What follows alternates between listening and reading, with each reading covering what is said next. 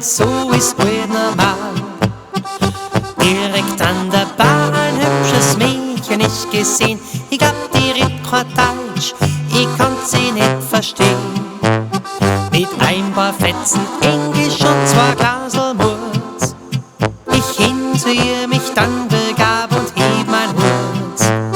Hello, my name is Sam, and I think you'd have mich gefallen. Und ich wollt sie einfach auf den Tanzboden holen.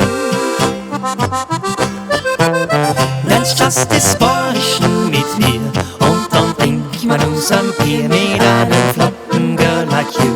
Understanding me in no. Yes, wandern wie ein Wandernweg. Ja, ich glaub, it looks perfect. Da noch a kiss under the moon. Vielleicht my wife bist du dann so.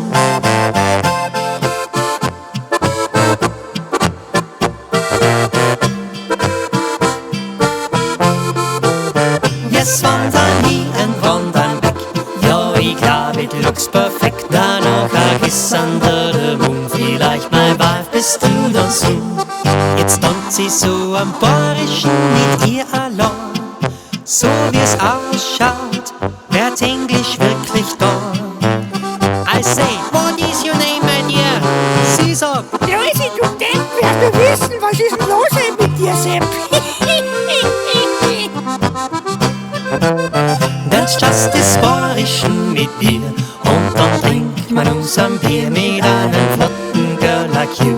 Understanding me in no. Yes, wandern wie ein Wandernweg.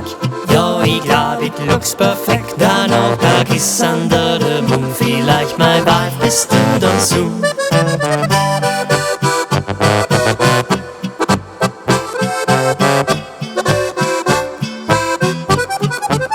Yes, wandern wie ein Wandernweg. Ja, ich glaub, it looks perfect. Da noch a kiss under the moon. Vielleicht my wife bist du dann so. Vielleicht my wife bist du dann so.